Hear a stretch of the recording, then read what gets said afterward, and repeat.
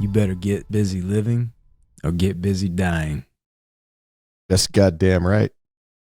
Welcome back to Ty and That Guy. I'm Wes Chatham, and this is my good pal, Timothy Franck, sometimes hugger, sometimes lover, sometimes snuggler, sometimes podcast co-ho. Today, we're talking about one of the greatest movies ever made. No, we're not talking about Die Hard. No, we're not talking about Alien. What are we talking about today, Ty? The movie that I cannot see ever, anywhere, at any point in the film and not watch it through to the end. It's one of those movies, like if you're flipping channels, you're at your friend's house and you're flipping channels, and at literally any point in the movie, this movie comes up, you have to sit and watch it to the end. That's Shawshank Redemption. If I don't see the redemption at the end, it's like halfway jerking off. You got to get to the end. You got to get that release, man. I will say, I think we do a pretty good job of it. I hate it when people overuse the word masterpiece. You know, I think like in terms of movies, people are like, oh, it's a masterpiece. I think we do a pretty good job of saying this is we love this movie. It might not, we love it. It might not be like the greatest movie set to all the standards or whatever, but this is unequivocally a masterpiece. I would go as far as to say it's one of the greatest American films ever made. Yeah. But I want to start at the source. I want to go to Stephen King's story. Because which has a different title. Rita Hayworth in the Shawshank Redemption. And I went back and reread it, and for this, like if that was, so let's say Hemingway or Steinbeck, because this is a Hemingway feeling Steinbeck kind of story, American, this time period, muscular kind of story. Yeah, no supernatural elements, just a straight ahead simple story. No supernatural elements, straight ahead simple hours. And it is as good as any short story I've ever read. And this movie, I think Darabont is the Stephen King whisperer. Yeah. Because, and I have a story about that we can talk about later when we're talking about Darabont. I actually have a story about that. Okay. Because I think that, so going back and reading the story, what I realized is that, because I thought for whatever reason, like when I remember watching the past, I thought there was some big differences. There isn't really any big differences. That except Red in the story is actually an Irish guy with red hair. I know, but he still served. He was still the same character. Still served the same exact character. And I love what they did in the movie, making a joke of that when he's like, "I guess it's because I'm Irish." Yeah, I guess it's because I'm Irish. Great way to handle that moment. But there are some things that I read that Stephen King does, and look, here's the thing. I'm not a literary critic, but I read a lot, and I have. Right now, like by my bed is Hemingway's short stories. Steinbeck's one of my favorite of all time. Richard Matheson's short stories. And I read something like The Shawshank Redemption, and it is as good as anything that they've done. Yeah. It is. Yeah, if Hemingway would have written this, everybody would be jerking off all over it. And I think it got, obviously it got the credit it did, but I just think that sometimes Stephen King does work that people don't fully acknowledge what a great fucking writer is. He's a popular writer. I think that has started to change. I think for a long time, snobby literary critics shoved him off in the you're a horror writer box and wouldn't let him out of that box. I think as his career has gone on and had the longevity that it's had, I think more and more people are starting to acknowledge, no, actually he was just fucking great.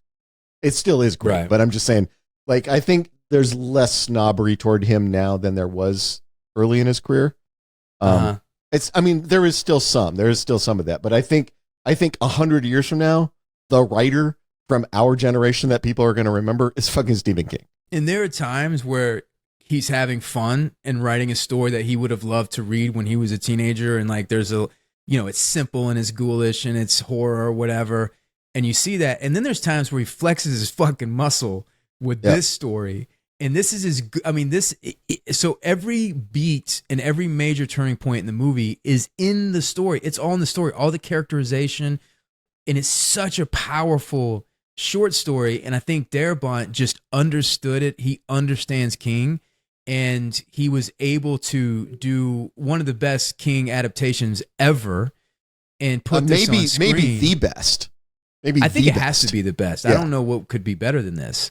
I think it has to be the best. I mean, this is, and then we can get into Darabont now, because I think that it's Darabont in some ways. And I mean, his, the verdict is still out on what is going to happen with him or whatever. But I've always liked everything he's done.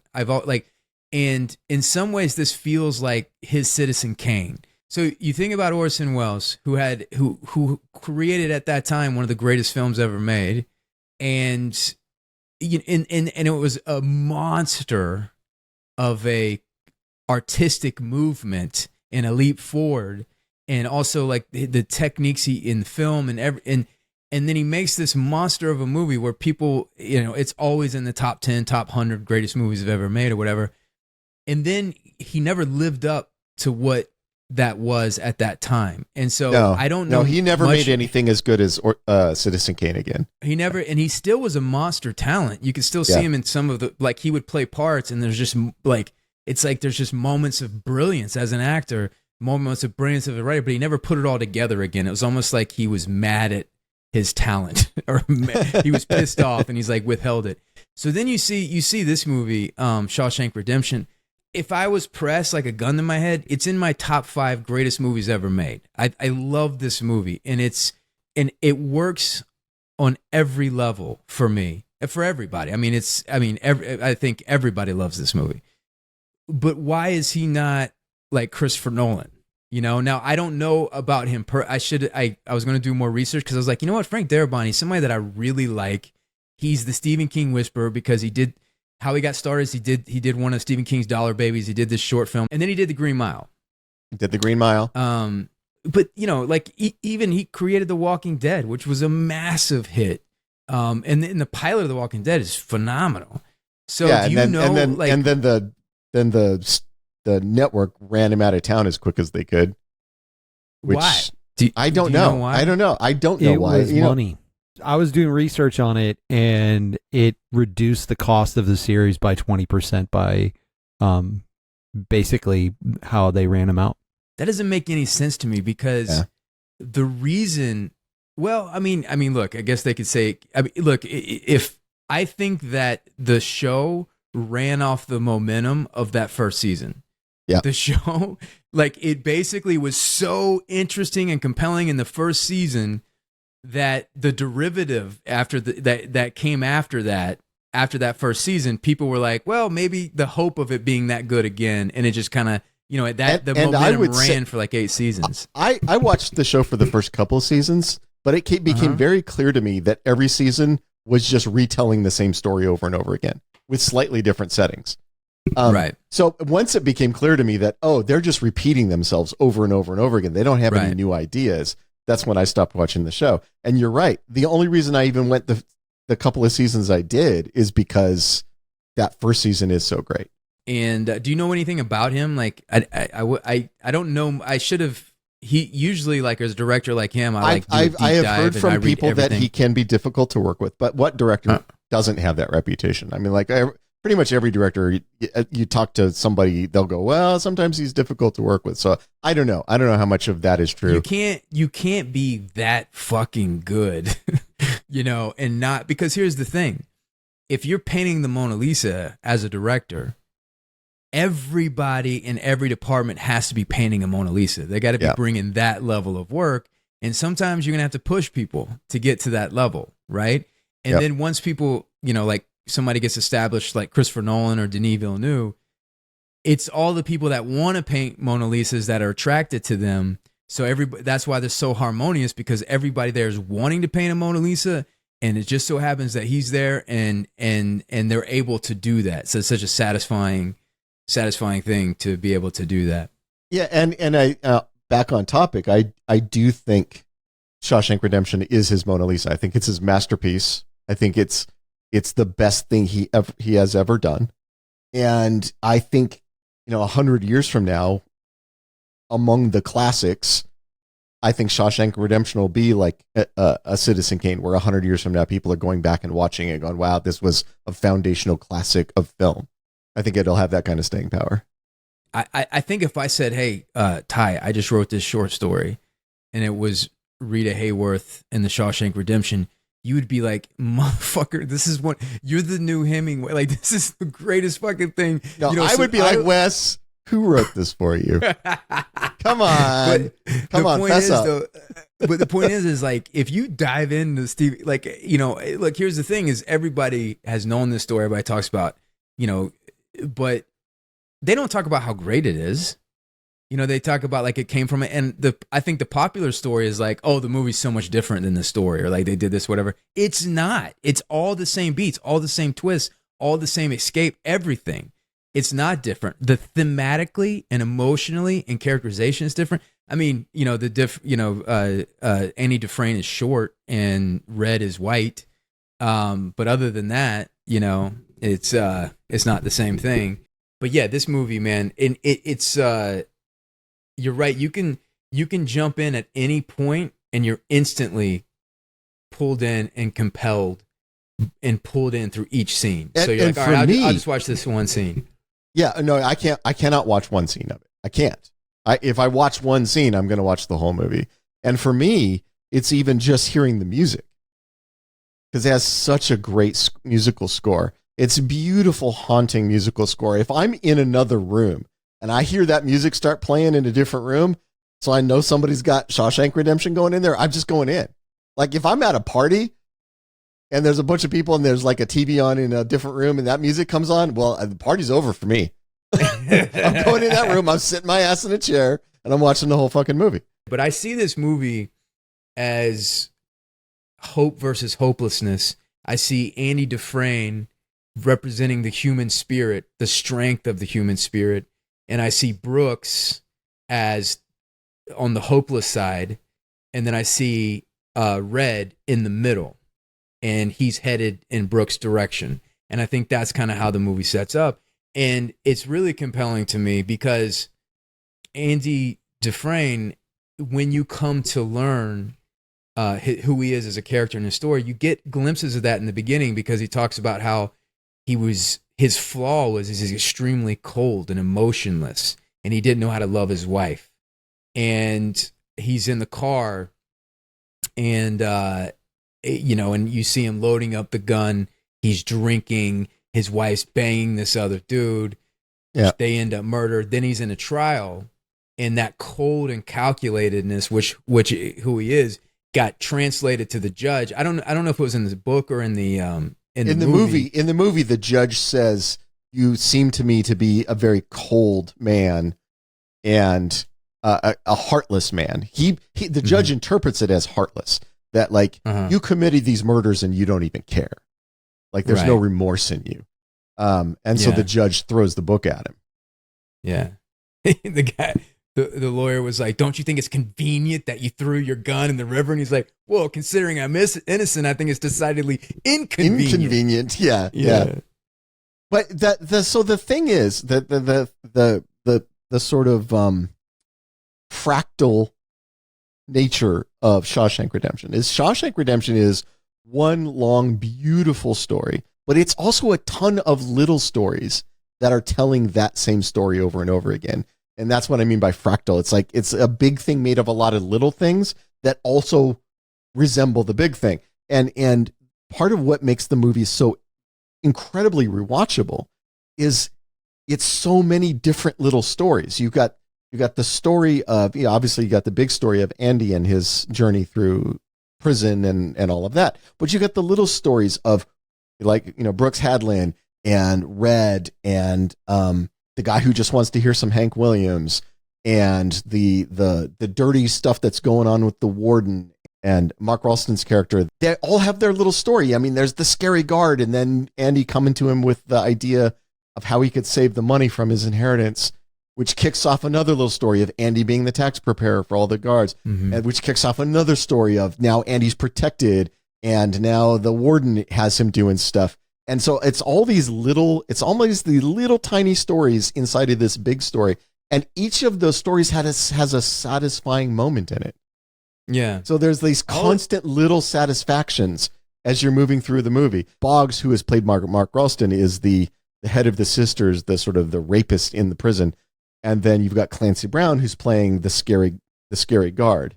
that little moment, the payoff of, when he's tarring the roof, Clancy Brown says, I don't know how to keep the money from this inheritance. I'm going to get screwed. He says, I've got an idea. I can help you. And then he helps him. And the payoff from that is that moment when he drags Boggs into the cell and ends Boggs' harassment of Andy is such a satisfying moment. And it's such a payoff for that moment on the roof when they're tarring the roof. So when Andy first comes to jail and Red mistakenly says, this is the guy that's going to break. They're all taking bets on who's going to break tonight. Yep. Which of the new guys is going to break down and cry first? What, here, fishy, fishy, fishy, here, fishy. And he was the one guy that doesn't break. And he surprises Red. And then Red becomes interested in him. Red is the observer. Red is the narrator. We're seeing the story through his eyes. Yeah. The worst fear that and we talk about this all the time, I think the most horrible thing, like going back to Deliverance, is like violence sucks, but sexual violence, there's another level that's terrifying and terrorizing. Yep. If Clancy Brown, meets me in a jail cell with his billy club and beats me to the inch of my life, I would take that 20 times over running into Mark the sisters. Ralston throwing you up against a counter and going at you. Yeah, that's not. And so whenever, like, the main reasons that I obey the law is I don't want to get tangled up with the sisters. I'm like, I would kill that motherfucker, but I don't want to get tangled up with the sisters. That's interesting because, as we mentioned when we were talking about Deliverance, do not enjoy sexual violence. I don't enjoy it in entertainment. There's a reason why no sexual violence shows up in any of my books or any of my scripts. I don't like it. I find it deeply, deeply uncomfortable, and I don't find it entertaining. I think the reason Shawshank gets away with it is even though they imply that there is sexual violence, you never actually see it. You see him get his ass kicked, and Red says sometimes he won and sometimes he lost. I think that Mark Ralston is very good at this role. Yeah. Because when he approaches him in the shower and how he looks at him, how he talks to him. Yeah. I could be a friend to you. Yeah. How he's always looking at him at lunch. And then when he's like, fight it makes it better. And then when they bend him over the barrel, you don't see anything or anything like that, but just that submission pose of being bent over the barrel, fucking terrified. Every time I watch this movie, it's like Deliverance. It's almost like I almost believe that scene might not happen or that he's going to escape. So they imply that was the kind of attack they were doing. And Red says, I want to believe that Andy fought the good fight, but he didn't always win. He didn't always get away. And by the way, the book gets a little graphic in that, like with the leaking blood out of the butt and all that. Oh God, it's fucking horrible, man. So, what makes Andy, this character, so interesting is that he never complains about it. He never shares his problem.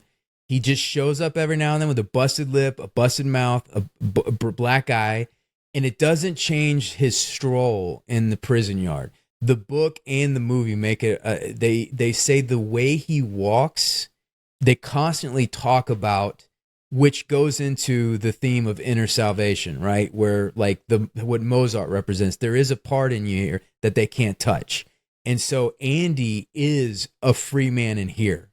And the way that he walks in the prison yard, the way that he holds himself, there's something bizarre about it. In the book, it drives the warden fucking crazy because he's like, this guy does not walk like a broken man. Right. And that's the thing that drives him crazy. So I think one of the great scenes in any movie, and one of the turning points, is when they're on the roof and they're tarring the roof, and Clancy Brown is telling a situation and a story about he's about to inherit $35,000. Of course, the government's going to take their cut, and he's just pissed off about the whole thing. And Andy's like, "Well, I have a solution."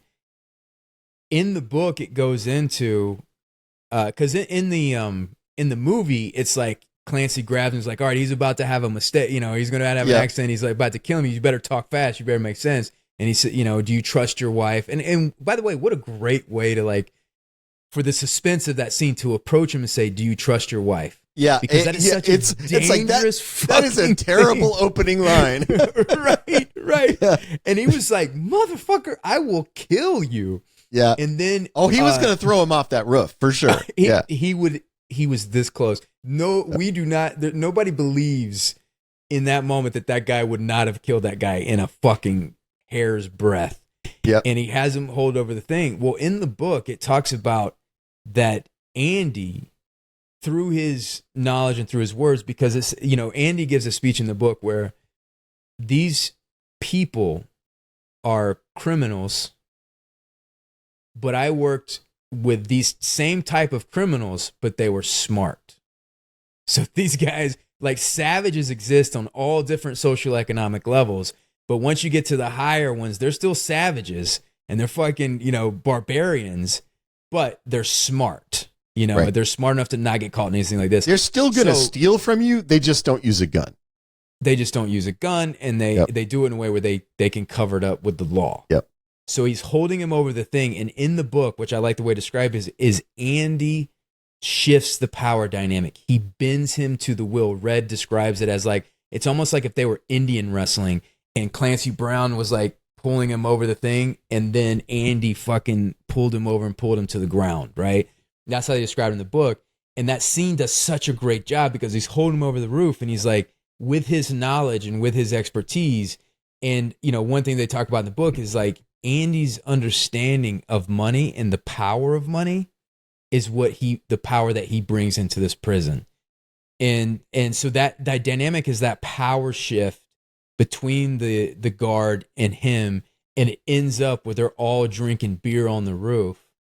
And so now Andy's win the goodwill of the guards, and now they win the goodwill of his inmates, his friends, but then Red goes on to say this wasn't done for that reason. He just wanted to feel, he takes those moments of freedom, drinking beer on a roof, playing Mozart in a locked thing, and puts those inside and collects those, and they can't touch them. Yeah, and the movie does a nice job with that. Morgan Freeman's little narration up there is beautiful, where he talks about, we could have been tarring the roof of one of our own houses. We were the lords of all creation. Because, you're just sitting up on a roof drinking a beer with your buddies. Like, that feels like a normal moment. And the movie does a great job of saying that for these guys, any normal moment that you can snatch is precious. Because there's so few normal moments. I like the movie version of this better than the book because the head sister, Boggs, he doesn't get what they get in the movie. Yeah. But when he goes back to the cell and Clancy Brown is there waiting on him. Waiting for him. It's like waiting for him. And you're like, oh yeah, fucking, it's just so satisfying, man. And he's pounding him and he's crawling out on the thing, holding there, and they're fucking him, dragging him back in. It's like, yeah. Oh, and it's such a good payoff. And Mark Ralston is a scary dude. I mean, he played Drake in Aliens. He's a tough looking guy. And he always, in his career, he always played tough guys, in movies and TV and stuff. But few people are scarier looking than Clancy Brown. So if you're like, who could take on Mark Ralston? Oh, that guy could. Because Clancy Brown is gigantic. I've had beers with Clancy Brown standing on a rooftop in San Diego, and there was a moment there where we're chatting and we're drinking beer, and I look up and I'm like, this is a gigantic man. like I feel like a tiny doll person standing next to him. So when he comes at Mark Ralston with that club, you're like, oh yeah, that's who beats Mark Ralston, is that giant man. But what Clancy has on top of his size is his presence. Oh, the power of his presence and his voice. It's that voice. Brilliant casting. He has no idea how he got this part. He's like, I had a big imposter syndrome. I don't know how the fuck I got this part. And you look at him like, oh, I know how you got that part. You were that was smart casting. And you were a hot shit actor. And you had the presence and the physicality. And that is a home run, a fantastic part. And on the topic of Clancy Brown, I think because Clancy is such a physical presence, he's so tall, he's so physically intimidating, he's got that gravelly, terrifying voice. I think people missed that he's actually a very good actor. Like, he's got real chops as an actor. And so you forget how good an actor he is because, you're like, you chalk him up to just the physical part of it. Right. But Clancy Brown's the type of actor where he does something so well that he does parts in that strain, but Clancy Brown could do anything. Yeah. He could have been cast in any role, and then become that thing. And I think this movie really was maybe the first time a lot of people saw that, because when he's playing the Kurgan, he's just like the big scary guy, right? But when he's playing this, he's still big and he's still scary, but there is a nuance to his performance in this film that I think goes beyond just being big and scary. Oh, this part could have easily been fucked up. Yes. Absolutely. And I'm sure, 90% of the people they read would have fucked it up. Yep. And so they gave it to the one guy that adds so much to this movie. By the way, there is no weak link in this movie. Every character, every part is so well written and so well acted. The performances in this movie are what you just said. There isn't a bad performance in this film. Right. One thing that this movie does, and who I also think is phenomenal in this movie, but the one thing that the movie does different than the book, and I like the way the movie does it so much better, is the book goes through each warden. There's like life cycles of each warden, where the movie, you have one warden the whole time. And that was a smart choice. Is smart choice, and you develop this long relationship with this guy, and so the last warden in the book is the warden that is throughout the whole movie, right? And then in the book, that's the warden where you're like, I fucking hate this guy.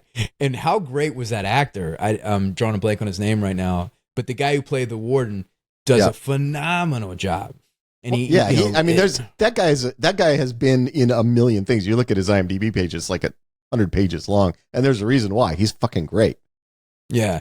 And there's like a hierarchy of evil, right? You got the hardest screw in the prison, but he's just kind of a knucklehead. But then that guy is the guy that almost seems compassionate at first. Yeah. And then you really you see he has the heart of a snake. And the deeper you get into him, and the camouflage of the Bible and that's the thing for me. Because of my history, the most contemptible people to me are the people who hide their horribleness and their nastiness in a veneer of faith and piety. I hate those people. I hate the people who are like, you can trust me, I'm Christian, but they're a fucking snake and they're stealing out of your pocket while they say it. And the warden nails that with the whole, and it's in that first scene where he's meeting the new inmates and where he's talking about the prison. And the one guy goes, when do we eat? And the warden doesn't say anything. He just looks over at Clancy, and Clancy goes over and rams his billy club into the guy's stomach, drops him to the floor, and starts yelling. So the warden never does any violence. He never yells, but he definitely is having his guards do that shit for him. So he gets to still pretend he's the nice guy. He gets to pretend that he's the pious guy, but he's still going to have somebody kick the shit out of you. Well, and that's kind of the thing with him is, so Andy Dufresne starts running his books. He creates that program where basically slave labor, you need a highway dug, you need a any kind of public works. Yep. They had a mechanic shop where they come fix their cars, and he calls it a program, like a rehabilitation program, but it was just him funneling money. He was just skimming off the top. But how he was really making money is that construction people were afraid of him because they can't compete with slave labor, so they're buying him off not to do certain jobs. So he was getting streams of money. They have that scene in the movie where the guy brings him a pie and says, if I don't get this highway job, my company is done. So my wife baked you this pie. And then after the guy leaves, he opens, not before he leaves, but he opens up the pie and there's like that envelope of money in there.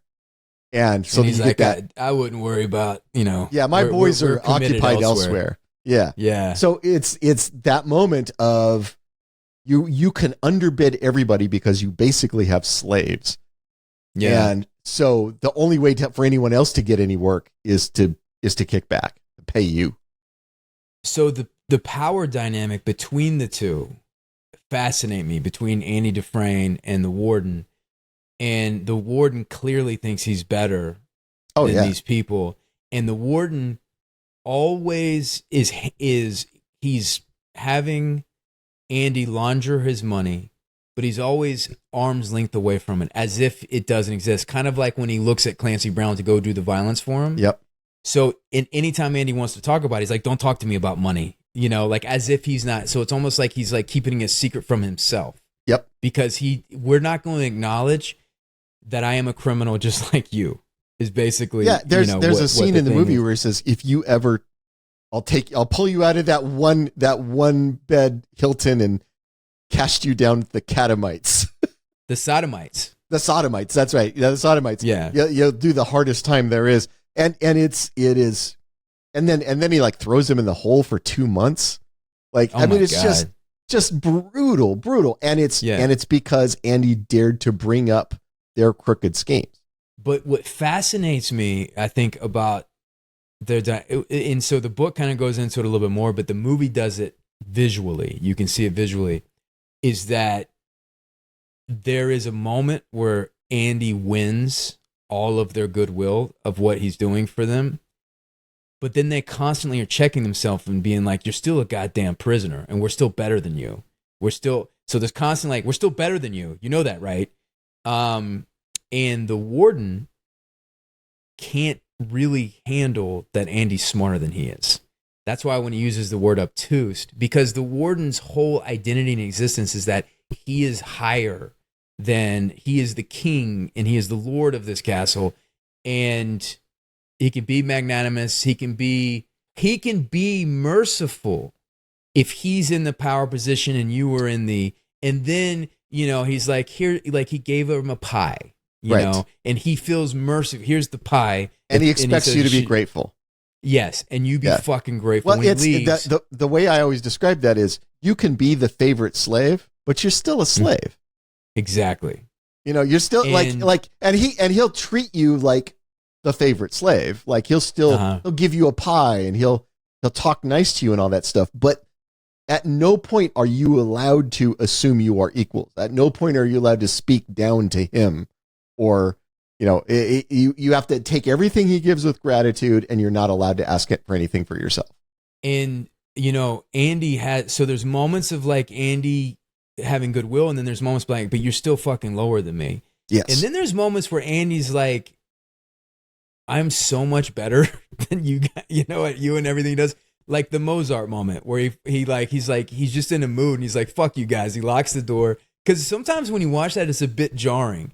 When he locks the door, he puts on Mozart, he shares. And the thing that Andy does that I love is he shares everything good that comes to him. His greatest project is the library, the prison library. Like he completely restores that and builds it up. And he gets, 7 or 8 people. He gets in their GEDs. He walks them through all these things. He is the representation of hope, and he lifts everybody around him. He gives them the beers. He doesn't take any beers. He gives them the library. He plays Mozart. He could have listened to Mozart alone and not get in as much trouble, but he shared it. He's always sharing it with the people. Well, he's the anti-Warden, because in order for the Warden to feel big, he has to make you small. Yeah. Andy doesn't need anyone else to be small.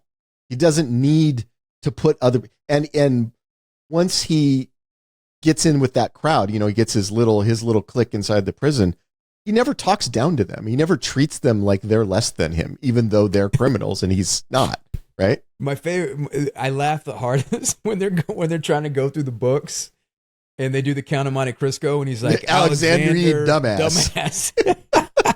And he's just, and he doesn't even, he's just like Damas, and it goes into there, he's he treats them as like they're on his level, and in a way, Andy has a superpower, and that superpower is his intelligence, and he's almost like a superhero in the sense that in his understanding of money, right? And so that gives him a certain power in the prison that he lifts other people up with it. Like the shifting of power dynamics fascinate me, because he's so powerless.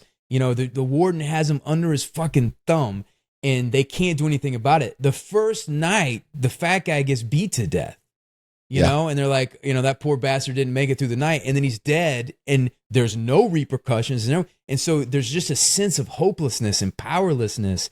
But Andy, through his spirit, his will, his character, and his intelligence and his expertise, he rises up and he brings people up around him. I mean, slightly off topic, but I'm glad that you mentioned that scene where the guy's crying and Clancy goes in and beats him with his billy club to shut him up. And we find out the next day that he has died. We went to the infirmary and nobody was there to take care of him, so he just died.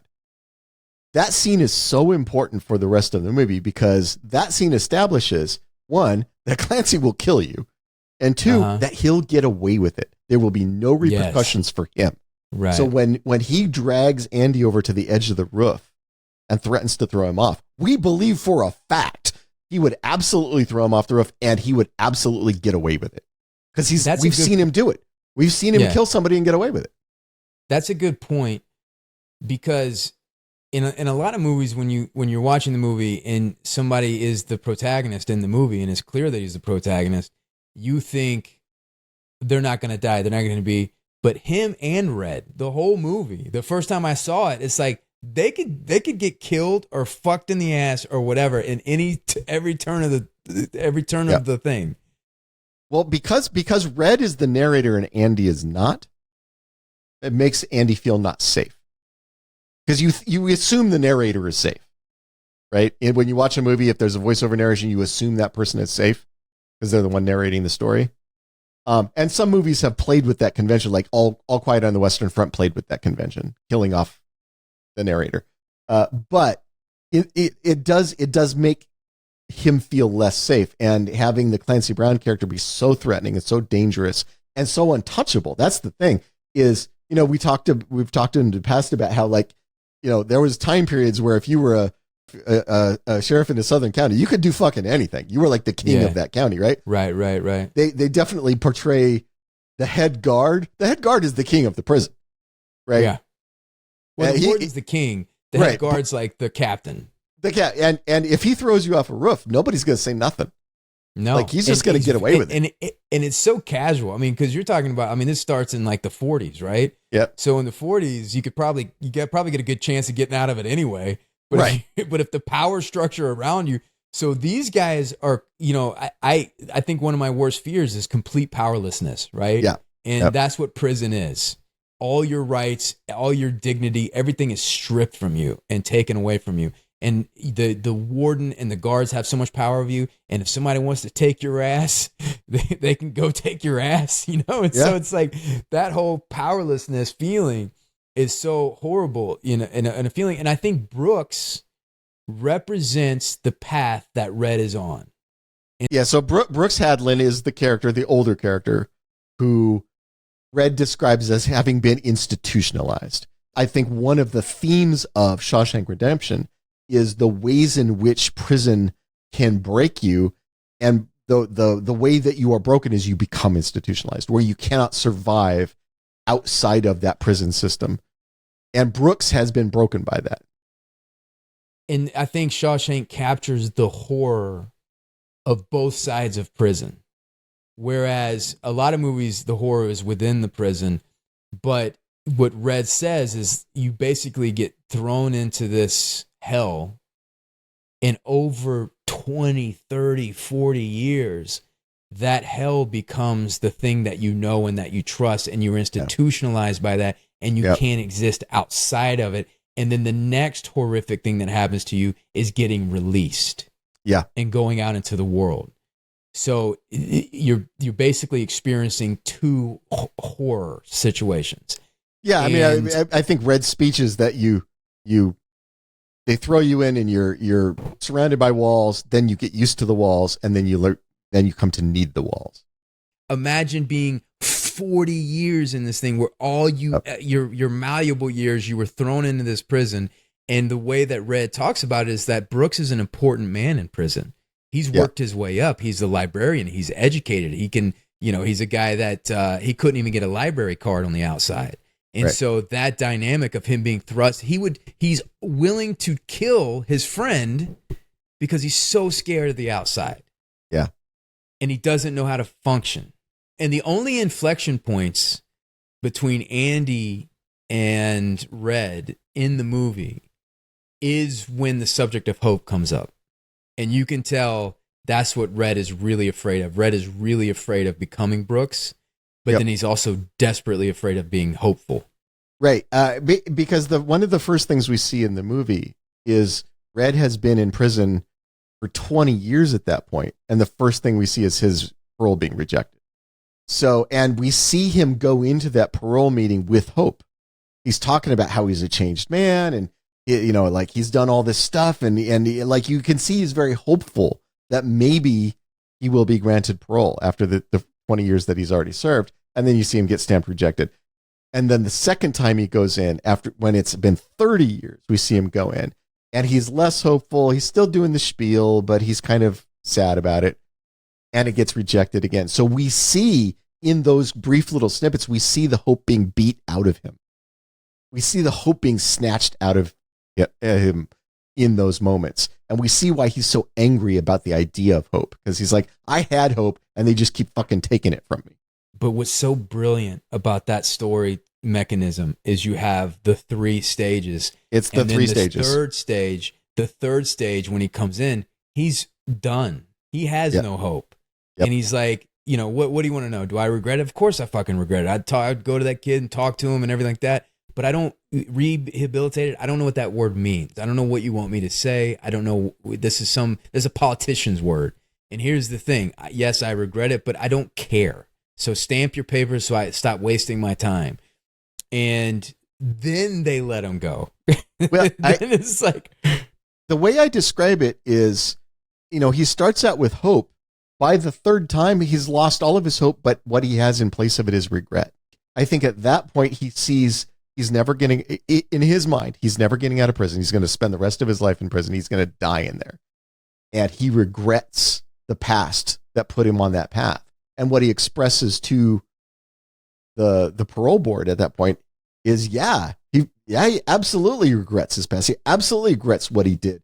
He like you said, he wishes he could grab the 20-year-old that he was when he committed the terrible crime and shake him and say, what the hell is wrong with you? Why are you doing this awful thing? And then that's the moment they go, oh, okay, he's ready to leave, because all he has left is his regrets about his crimes. When Andy has a moment with Mozart and he comes out and they said, oh, you were in the hole. And he says, it's the easiest time I've ever did because I had Mozart with me. I have something in here that they can't touch. And that's when Red there's an inflection point between the two, right? Yeah. And he's like, that's a dangerous talk in here.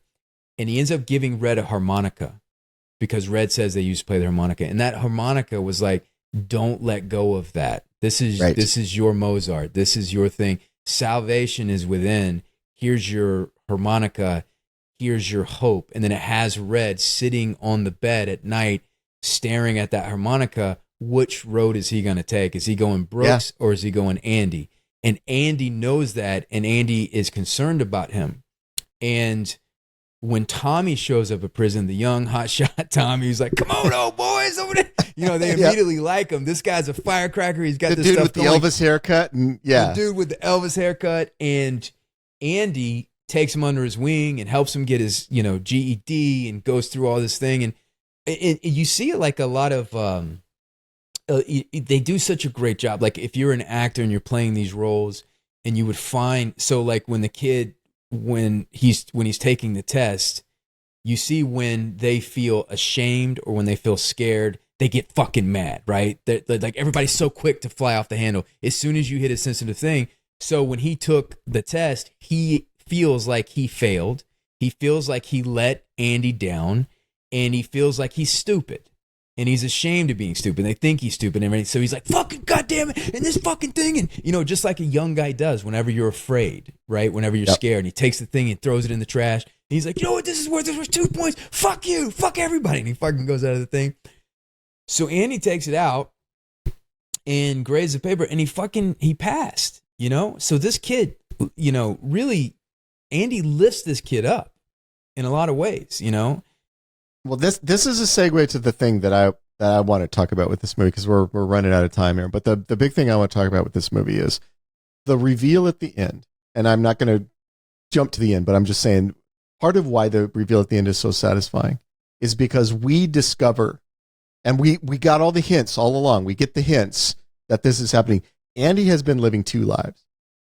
He has been living the life where he is a prisoner. He's working to build his library. He's working to lift the other prisoners up. All of that is true. But he has a secret life. And his secret life is one of the first things he bought from Red when he got to prison was that little rock hammer. And he gets the poster of Rita Hayworth when they're in the movie theater, and he comes in and he says, "Hey, can you get me Rita Hayworth?" And he gets the poster of it. From that moment on, he has a second life where he is secretly doing something else. And when we get to the end and we realize what he has secretly been doing the entire time, that all these other things have been going on. The reason I want to mention that is because the scene with Tommy is very important, because it is the first time we feel like the warden has broken him. That Tommy brings Andy a story about another guy he served time with who has admitted to killing Andy's wife to him, to Tommy. Like he doesn't say it was Andy's wife, but when Tommy hears the story of what happened to Andy, why he's in prison, and remembers this guy and goes, "I think he's the guy who killed your wife, because he told me about killing this rich banker's wife and her golf pro lover." And because he has the name of the golf pro. So because he has the name of the golf pro and in the location where they work, and Andy never revealed those details to him. Andy goes to the warden and says, "Hey, Tommy's got this information. It would be enough for me to get a new trial. It would be enough doubt for at least to reopen the investigation if we could report this." And as you talked about, the warden needs to believe everybody's beneath him. And Andy is an important part of his business operation here. He cannot tolerate the idea that Andy would get out of prison. It would mess things up for him. So we wind up with a situation where the warden takes Tommy outside, pretends that he's seriously questioning him about this other person who's admitted to killing the wife.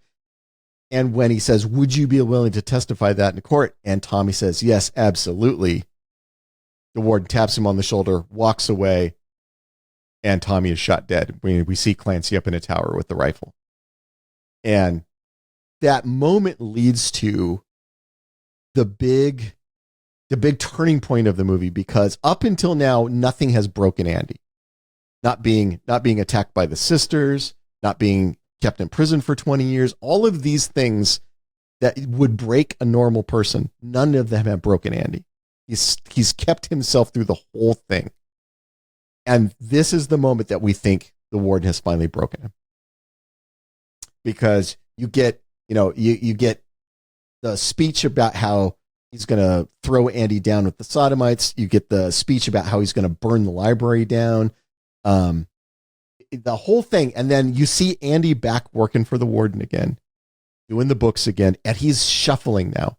He's lost his walk. You know, that walk you were talking about where now he's shuffling like a broken man and just doing the paperwork for the warden. And we, as an audience, the first time you watch this, you're like, "Oh, the warden finally broke him." Now the Andy that has been able to survive all this time is finally dead. And there's just this broken man in his place. Which, of course, then when the reveal comes, is such a moment of release and elation. Now, I want to, in the book, which I think in some ways is more powerful, in the book, when Andy comes out of the hole, Tommy is now in a minimal security prison in a different place. So basically, Tommy makes a deal. Right. And he's like, so to me, pushes. Then it's a betrayal. Then it's a betrayal, and that hurts worse. So both things are powerful, because then he kills a guy he cares about, and maybe that's a more, either way, they're both powerful. But the betrayal in the book really hit home for me, because it's like, man, this fucking kid who he cared so much and put so much into it. So now us watching are like worried about Andy. His friends are worried about Andy. He asked for 6 feet of rope. Right. And they're like, you fucking gave it to him. And you're like, oh my God, he's being broke. So all of the tension of us feeling like Andy is broke. We saw what happened to Brooks when he loses hope. We think Andy's lost hope because he's in this thing.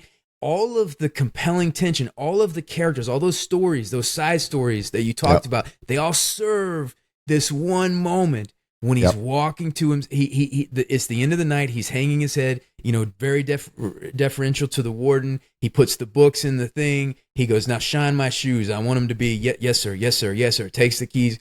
Walking to a cell, and Red is watching him, and everybody is, the moment is so full of all this tension. This story has been served up so great. He goes, he sleeps. The next morning they wake up. He doesn't come out of his cell. He doesn't come out of his cell, and everybody's freaking out. And Randy, he's not in his cell. What the fuck? The mystery, right? Now the warden lost control of the situation. I mean, he's like screaming at his own guys now. Yeah. In the warden, in the first time we see him, well, we saw him a few times, but now he's completely unraveled. Like before, he's controlled, hair controlled. He doesn't even do the violence. He doesn't raise his voice. Now he's like, what, are you blind? Are you fucking blind? It's like he's becoming childish, like the other guy's childish. And he's so mad he throws the chess piece through the poster. Now, I did not, I saw the movie before I read the book. Yeah, me too. I was taken by it. Like I didn't predict it. That moment, the first time you watch that movie, that moment works so well. Oh, it is so. God. And let's and I want to talk about Frank Darabont when we get to the end. Give Darabont some credit for incredibly well directing all of these sequences. That sequence, the buildup and the tension, and we cut to Red, and he looks so worried. He keeps looking over. Like he's got so much worry on his face, and the guards are panicking because the guy disappeared, and the warden is losing his shit. And it just feels like it's building to this fever pitch that ends with he throws the chess piece at the poster. What about you, Fuzzy Britches? You see anything? And he throws the chess piece, and then you just hear that chess piece bouncing. You hear the echo of it bouncing, and you're like, what the fuck? In a beam of light. And then he just reaches his finger in and tears the poster down, and we see the tunnel. But it's real slow. He pokes his finger in, then his hand, then his arm, and then he fucking rips it, and then it cuts to the hole, the end of the hole, and you see how long it is, how it goes towards him. And, we also got to give Roger Deakins credit. The cinematography. Well, Roger Deakins is maybe the greatest cinematographer of all time. So, let's give him a little credit. Yeah, one of my great honors is I got to do a movie with him. But the story, the visual storytelling, like even the night before when Andy sits down in his bunk, there's a shadow running down, there's the dark, and then there's the light, and it's like him, and you're contemplating, you're watching, is he going to hope or is he going to hopelessness, right? And he's sitting in there. So visually, it's telling the story as we are emotionally on the ride. And when he fucking rips that poster down and you see that tunnel and there's light at the end of the tunnel, right? There's the metaphor of like the light at the end of the tunnel. And then you're like, what the fuck? So the emotional swell of like, what is this? Before we're going to walk through each step of the prison escape. But before, what I want to say is like, if we're not doing best prison escape movies, but if we did, to me, this is the greatest prison escape, because whenever somebody escapes, like escape from Alcatraz, like, okay, great, you escaped, but you're in a convict, that's on the run. Like, how are you going to do this? His escape is the most satisfying because he's a completely different person. And I don't want to jump on how that builds up to it. So now you sit back and you see the steps. And Red tells you the story. Yeah. And what I love is that double life you're talking about. The clues were there all it along. Was in your face all along. And when the warden takes the Bible that he's held in his own hands and opens it and realizes the rock hammer has been in that fucking, and you see his face. Oh, I fucking savor that shit. It's such a good moment. Yeah. But the steps in the book, it goes a little bit like this. It kind of like the movie's very subtle with the hints. The book is, because there at one point the Andy Dufresne shared a cell with somebody had to there's a new warden and somebody shared a cell until the warden kind of figured out the thing and the guy left. But the guy was like, it's so drafty in there. It's so cold, and certain things like that. But walk us through the steps. Well, I mean, they show, it's almost an accidental escape because Andy gets the hammer. He doesn't get it for the purpose of escaping. And they even have that moment where he's like, well, maybe you're trying to escape. And Andy laughs. He says, you'll understand when you see the hammer. And Red thinks, yeah, it would take a man 1,000 years to dig out of the prison with this tiny little hammer. But then later, when they're showing what actually happened, Andy's not trying to escape. He's trying to carve his name on the wall. Andy was here. He's just going to carve. And when he does, a chunk of wall falls off. Oh, that's interesting. See, that's different in the book. So that's interesting because in the book, he's like this geology expert. Yeah. And he understood the makeup of the wall, like the cement that they used in the wall. Yeah, they do it different. They do it different in the movie because you have to show it. Yeah. You have to show it visually in a movie. You right. You can't be in his head. So he's just trying to scrape his name on the wall and winds up hooking a big piece that falls out. And I think that's the moment when he understands, oh, this wall is rotting. And spends the next 20 years slowly making this tunnel through the wall. And Red talks about how he was always walking around in the yard. What he was doing out there is he was taking the dust from his wall. He was putting it in his pockets. And then when he would walk around the yard, he was dumping the dust out in the yard. Because, you think about it, you're like, it has to go somewhere. He has to get rid of it somewhere, right? And that's what he was doing. And he's been setting up, like he's been working for the warden. But as part of working for the warden, he set up a false ID for the warden to hide his money in. That false ID has a birth certificate, it has a driver's license. But of course, Andy's the one who's setting it all up. So Andy is the false ID. His signature is on all this stuff. So what the reveal at the end is, after he dug his way out, he put on the warden's suit and his shoes, went to the banks and took out all the money because it's his driver's license. It's his signature on the signature sheet for the deposits. They've never met this guy. He did it all by mail, but from the bank's perspective, he is the guy who opened the accounts. So they give him the money. So he winds up, I think Red says he blows out of town with $270,000 of the warden's money, which $365,000. And if you do the math, that's like millions of dollars in today's money. So he blows out of town with like millions of dollars in cash, buys a car, goes down across the border and escapes to the place. And he had brought this up earlier when he's talking to Red. He says, if I ever got out of here, I would go to a place called Cihuatanea, which is this place in Mexico that he remembers as having the beautiful beaches. And he would get a boat and he would charter for fishing. And it feels like a pipe dream. It feels like he's telling Red, I know this will never happen, but if I suddenly had magic powers, here's the wish I would ask for, right? It feels like that. But that's what he does. He takes his money, he fucks off to Mexico, man. Yeah, the duality of that scene is like he's telling a dream and we're looking and being like, this is some dreaming kind of thing. But what he's really doing is giving Red instructions. He's giving Red instructions. To find him and how to track him down. And so, dude, that scene in the bank, when he's like, he when you're sitting there and you're figuring out everything he's done. Yep. And the guy's like, man, we're really gonna hate losing your business. And then he goes, oh, will you put this in the outgoing mail? And you're like, that big fat envelope he hands it to him. Yeah, that fat envelope. Like, oh, I know what that is. And then he's in the, and then you realize like with this prison escape, he's a completely new person, as legit as a new person can be. He's got a driver's license and birth certificate. Yeah, and plenty of like Andy Dufresne has now vanished, and now this new guy who has plenty of money, and now he's going to go to Mexico. He's got his own. So you look at it and you're like, oh, this is as free as you could be. Yes, this is there's not going to be there's no repercussions here. Yeah. You're good. You're going to be in Mexico. You got a birth certificate.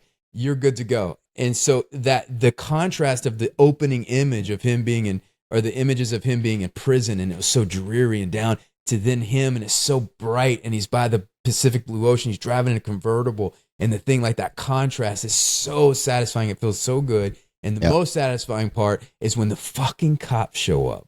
Yep. And they get they get Clancy Brown, but then they go to the warden's office, and that's the sign that his wife, that this judgment will come. The day will come where you will be judged on the wall. It's his judgment cometh, and that right soon. Yeah. Yep. Yes. His judgment cometh, and that right soon. Yep. And now the one thing that I would have liked to seen better, or the one thing that I wish he wouldn't have killed himself. I wish he wasn't able to kill himself. I wish that they would have come and arrested him. I wish that we would know that eventually he will be in a prison somewhere, and he will be with the guys that he thought that he was better than. Well, I feel like what the movie does is it gives you both, because Clancy does get arrested. The guard, it's Hadley, right? Is the guard? Yeah, Byron Hadley. That's right. You see Hadley get drugged out in handcuffs, and he's sobbing, and then the warden kills him. So you kind of get both. You get both stories. Yeah, I just would love to see that warden, like to visualize, like to know that warden is going to be a fresh fish in a jail, and the people that he thought he was so much better than, that he was now down there with that. So, and the sisters would have a field day on his little rump. The sisters would make thorough use of him. Yes. Right.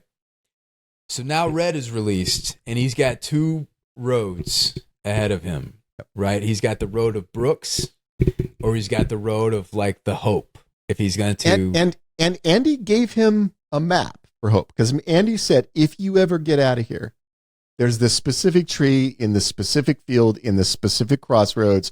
Underneath that tree is this specific thing. If you ever get out of here, tell me you'll go there and see it. So he doesn't immediately run off and do that. He takes his job at the grocery store like Brooks Hadlin had. And like he's doing that path, and he sees Brooks has carved his name up on the beam. So he's in the room Brooks was in. We know that's the room where Brooks hung himself. It's not clear which way. I mean, the first viewing, it's not clear which way it could go, because they did such a great job of telling Brooks' story, and then now he's doing the same exact thing. He's asking the boss to go take it, and the guy's like, "Hey, dude, if you got to go pee, go fucking pee," like, and then he's that scene is really important because it's showing that Red is institutionalized. He can't even pee without permission from somebody. Yeah, that's institutionalized. You're seeing he is going. If it wasn't for Andy Dufresne, he would have went the way of Brooks. Yep. Because he smashed his hope because it was doing him no good inside of prison. Yep. And at the end, he climbs up on that chair to say Red was here, but you don't know if he's going to be hanging like Brooks. Yep. But then he decides to go the hopeful route. He gets on the bus. He goes to that rock wall. That one thing, though, is like in the book and in the movie, they're like, there's a rock wall in this county, and you go, like, how the fuck can you go find, like, that's a needle in a haystack, right? Like, that's the one thing that's like hard to figure out, But when he finds the rock wall and he finds the box underneath the tree, Andy basically gives him instructions on how to get to him. Yep. And he says in the letter, hope is a good thing, the best thing, and no good thing ever dies.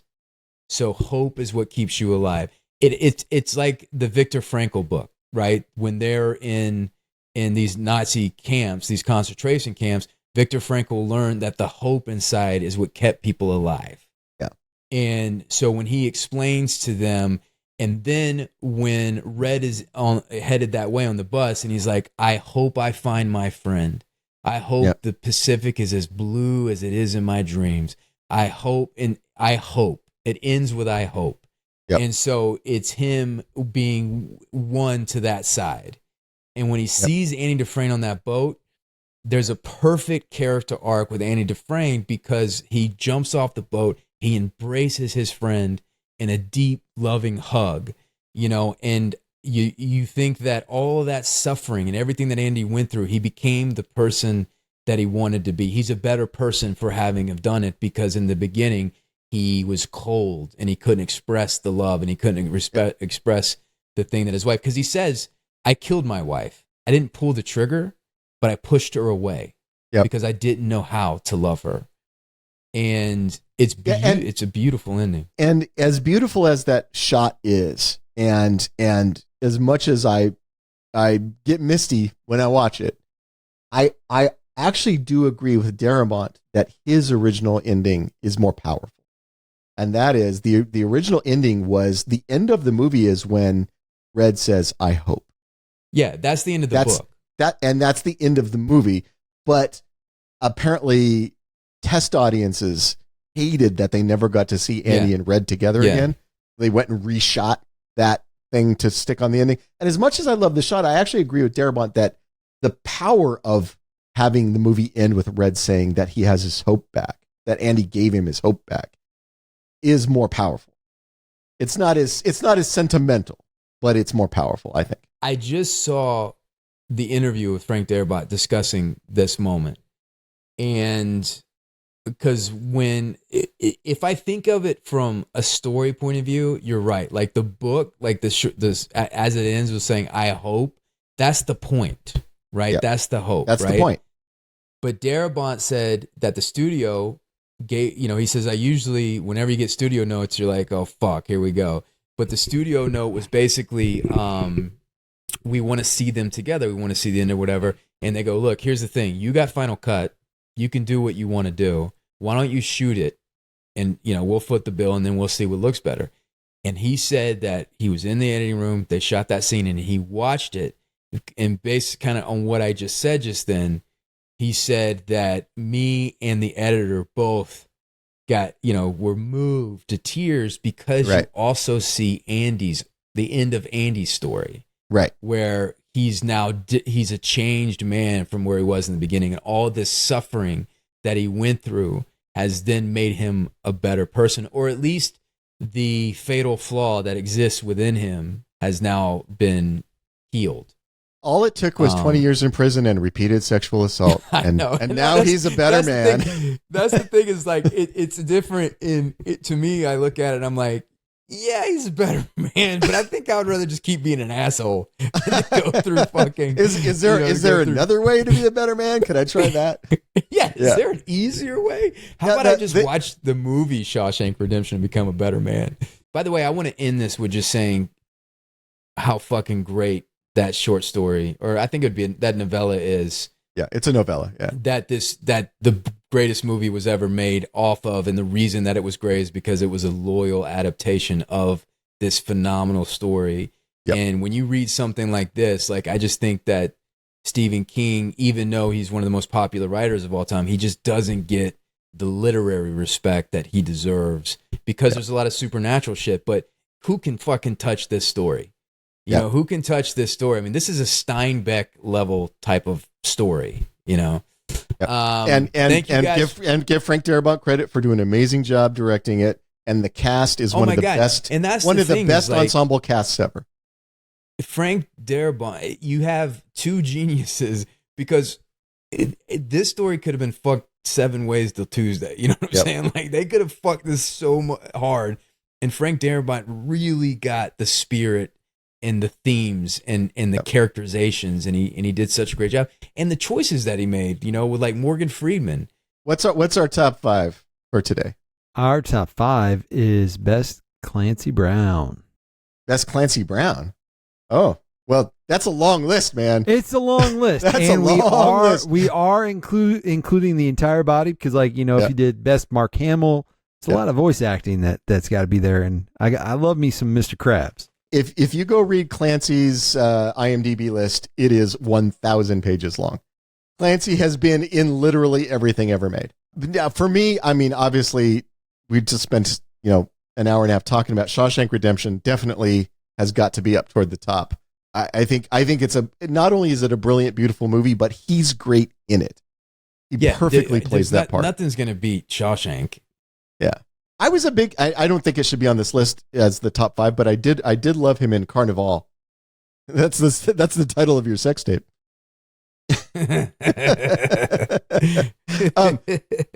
I did love Carnival. I did love him in Carnival. It only lasted 2 seasons. It unfortunately because I thought they were setting up an interesting story. But look, because it's me and you, the Kurgan, like Highlander. Highlander. Go for there. sure. Yeah. The Kurgan is one of the great bad guys in cinema. Fucking great bad guy, and it's just the right amount of physical intimidation, but weirdness. Like the weirdness is what puts it over. Like the Kurgan's fucking weird, man. Yep. And I don't love the movie, but I think Clancy is the absolute best thing in Starship Troopers. Agreed. I agree. I that's the way to say it. Like I don't love the movie, but I love He is the best thing him. in that movie. Yes, I love watching his scenes in that movie. Which is it's like if Haviland would have went into the future, then he would have been a drill sergeant. I'm a Buckaroo Banzai fan. I know a lot of people probably aren't. It's a weird movie, but I like the movie, but I'm trying to remember what he was in that movie. He had the cowboy hat. He had the cowboy hat. Played the cowboy. Oh, that's right. Okay. All right. Well, yeah. I don't know if that's like his, but he's not like a super important character in it. I mean, he doesn't have the biggest part, so I don't know if that should be in his top five. But he's a hard hat, lunch pail, hard hat, blue collar actor worker. So he absolutely he's a guy that elevates everything he's in, but he's in a lot of things. So there are the like if you put his whole IMDb up there, the computer space wouldn't be able to hold it. Yeah, Joseph would have to scroll 40 times for us to see the whole list. Yeah, exactly. I don't know if did you like Cast? I really like Cast a Deadly Spell. It's a weird Lovecraftian kind of movie. Oh, I haven't seen it. You've never seen Cast a Deadly Spell, dude? No. It's got Remo Williams. Remo Williams is the star. I've never even heard of this movie. Yeah, you should definitit watch it. It's a weird 80s movie, but it's like this weird Lovecraftian movie. Yeah, it's a good watch. Didn't it? Was it Julianne Moore in that too? I can't remember the female lead. I don't. How many do we have? We have 4 right now. I think that's the 5th.